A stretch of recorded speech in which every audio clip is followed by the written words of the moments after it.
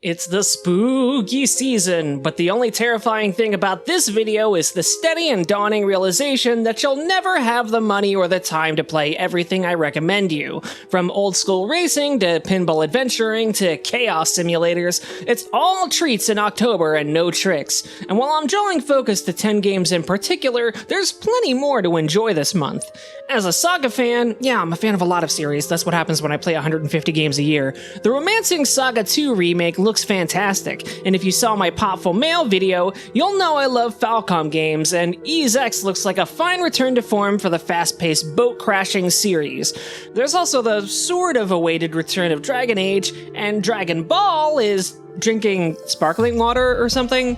Life is Strange brings its original protagonist back, Crayon Shin-chan has returned for another charming summer vacation, Sonic Generations is bringing Shadow into the fold, and the Smurfs... Okay, look, the Smurfs games are actually kinda low-key good, and Dreams looks to be a tribute to Super Mario 3D World by the developer of the also low-key good Marsupilami game, so that's extra exciting. But I'm not here to pine for weirdly decent licensed games, unless they're on the PS1. So let's talk about indie games, starting with Kill Knight, one of the fastest twin-stick shooters I've ever seen. It's a startlingly visceral game in the vein of Devil Daggers, as you fight waves and waves of creepy crawlies and unlock more weapons and abilities to unleash devastating damage. On the complete opposite end of the spectrum is Kind Words 2, the sequel to the surprise indie hit from 2019, which hit at just the right time before the start of the pandemic. The games involve writing and responding to letters from complete strangers, but while the first Kind Words confined you to your room, the sequel expands out to a small town whose citizens pull real-world messages from the server, creating a sense of genuine community and more opportunities to spread friendly affirmation and support to other people on the internet. Imagine such a concept!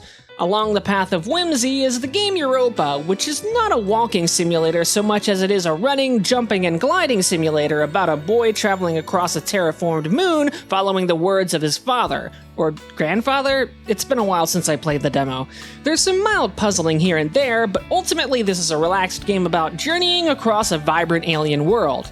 And if you're still in the mood for artsy storytelling, there's Neva, the tale of a woman and her wolf that comes from Nomada Studio, the studio behind Grease. Yes, that's how it's pronounced, at least one less mystery in our confounding universe. Back to retro gaming though, because Victory Heat Rally is a tribute to the arcade racers of the 80s and 90s. It's like a supercharged System 32 racer, with an extra emphasis on drifting like you might find in Sonic All-Stars Racing or Mario Kart 8.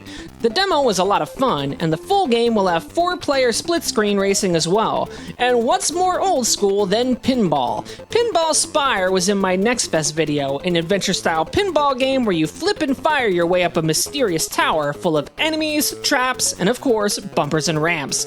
The game bills itself as a pinballvania, and I'll be interested to see how the unlockable abilities impact traversal and backtracking when it comes out on the 2nd. Egg on my face for featuring Phoenix Springs in my September video, but to be fair, moving out of the way of UFO 50, Final Fantasy 16, The Plucky Squire, and the Broken Sword remaster was probably a good idea.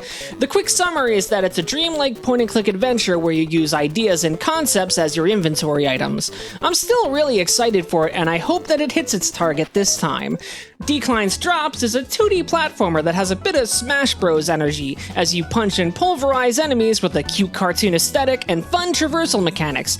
Last year's demo was a tiny bit unpolished, but it looks like it's gotten a lot smoother since then. A few more Next Fest highlights are launching in October, as Scarmon promises faithful old-school dungeon crawling in an NES shell, with an Etrian Odyssey-esque gameplay loop and fun upgrade mechanics. Forgive Me Father 2 promises more quirky Eldritch boomer shooting with hopefully a bit more excitement and variety to the later levels than the original game had. Grun is Sock Pop's first-person horror/gardening simulator, and I'm curious to see how you mix relaxation with dread. Monomyth is a mixture of Kingsfield and immersive sim, which is a powerful combination which will surely draw in fans of Lunacid and Dread Delusion. And Voidrot is gunning for Hollow Knight's crown with Silksong missing in action for another year. But the most anticipated indie game of the month has gotta be Streets of Rogue 2, which launches in early access on the 22nd. The first Streets of Rogue was a brilliant and anarchic cross between a roguelike and immersive sim sandbox, and Streets of Rogue 2 expands out to an entire open world. Now, that could be too big a bite to chew, and we'll have to see how this early access period shakes out, but if they pull it off, this could be the closest thing to an actual Grand Theft Auto Classic sequel. And if that's not enough, there's also Wilmot Works It Out, the sequel to Wilmot's Warehouse that takes the series in a more puzzly direction, as you use your sorting powers to separate jumbled up jigsaw deliveries that have pieces from different pictures mixed together. Not quite the same experience as the original, but it should still be pretty relaxing.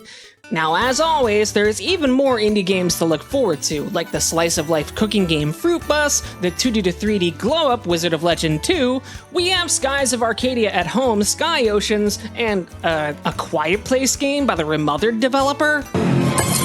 Fucking cocksucker! Sorry, PTSD there. There's the survival horror post-trauma and possibly Good Boy Galaxy. There's Town Frame, Parcel Core, Rivals of Aether 2, and Shady Knight is finally coming out. How about that?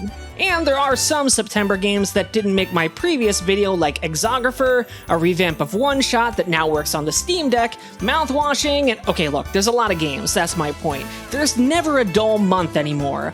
Is there a game you're looking forward to this month? Or anything you're still playing from September? And what's your favorite trashy horror movie? Let me know in the comments. Mine's Wishmaster 2.